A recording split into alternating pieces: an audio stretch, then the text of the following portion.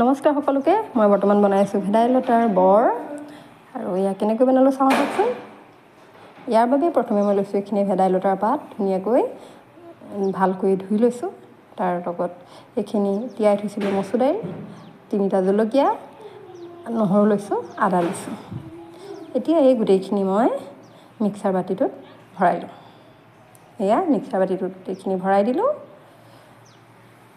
আৰু এতিয়া ভেদাইলতাৰ পাতখিনি কম কমকৈ ইয়াত দি পিচি ল'ম। যিহেতু পাত বেছি আছে সেইকাৰণে মই কম কমকৈ দিছোঁ আৰু কম পাত থাকিলে একেবাৰে দিলেও হ'ব। এনেকৈ ভেদাইলতাৰ পাতখিনি ভালকৈ মিক্সি বাতিটোত ভৰাই ল'লোঁ আৰু এতিয়া এইখিনি মিক্সাৰত মাৰি দিলে ধুনীয়া এটা পেষ্ট হৈ যাব। এয়া মই এইখিনি মিক্সাৰত মাৰি দিলোঁ আৰু এইটো চাওক ইয়াৰ পৰা ইমান ধুনীয়া এটা পেষ্ট হৈ গ'ল। এতিয়া এই পেষ্টখিনি মই এটা বাতিত উলিয়াই লওঁ। প্ৰথমে খাপৰখনত লাগি থকাখিনি ইয়াত দি লৈছোঁ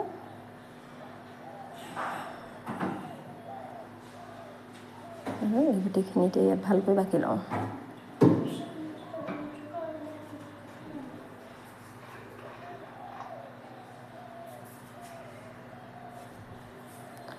আপোনালোকে নিশ্চয় এনেকৈ বৰ বনাই খায়। অকল ভেদাইলতা বুলি নহয়, ভেদাইলতা, নৰসিংহ এইবিলাকৰ বৰ খাই থাকিলে আমাৰ স্বাস্থ্যৰ কাৰণে উপযোগী। গতিকে আমি মাজে সময়ে এইবিলাক খাই থাকিব লাগে। আৰু মই ইয়াত এতিয়া অকণমান আটা গুড়ি দিলোঁ। পিঠাগুড়ি থাকিলে ভাল, মোৰ পিঠাগুড়ি নাছিলে কাৰণে আটা গুড়ি দিলোঁ আৰু লগত অকণমান নিমখ দি মিশ্ৰণটো ভালদৰে এনেকৈ লৰাই ধুনীয়াকৈ আকৌ পিচ কৰি পেলালোঁ। এতিয়া ইয়াতে অকণমান পানী দি দিছোঁ যাতে পেষ্টটো বেছি মিহি হৈ যায়। দেখিছে নাই? পানী দিয়াৰ লগে লগে পেষ্টটো মিহি হৈ গৈছে আৰু এতিয়া এইটো ৰেডি। এতিয়া টাৱাখনত অলপ তেল দি গৰম কৰি লৈছোঁ আৰু এয়া টাৱাখন গৰম হৈ গ'ল আৰু মই এতিয়া ইয়াত চামুচেৰে এচামুচকৈ লাহেকৈ তেলত দি মিশ্ৰণটো অকণমান হেঁচি দিছোঁ যাতে ধুনীয়াকৈ পিঠাৰ শ্বেপ লয়। এনেকৈ এচামুচকৈ মিশ্ৰণখিনি মই দি পিঠাৰ শ্বেপ দি দিলোঁ।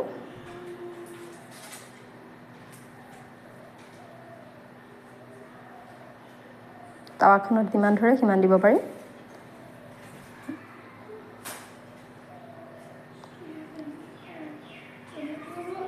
আৰু তেল বৰ বেছি দিব নালাগে, কম তেলতে হৈ যায়। আৰু এটা কথা, আমাৰ যিহেতু ল'ৰা ছোৱালীবিলাকে ভেদাইলতা, নৰসিংহ এইবিলাক খাবলৈ মন নকৰে, কিন্তু এনেকৈ যদি বৰ বনাই দিয়া হয় তেতিয়াহ'লে সিহঁতে নিশ্চয় খাব আৰু ইয়াৰ যথেষ্ট উপকাৰিতা আছে। আৰু সেইকাৰণে যিমান পাৰি এনেকৈ মাজে মাজে বনাই ল'ৰা ছোৱালীক খুৱাই থাকিব লাগে।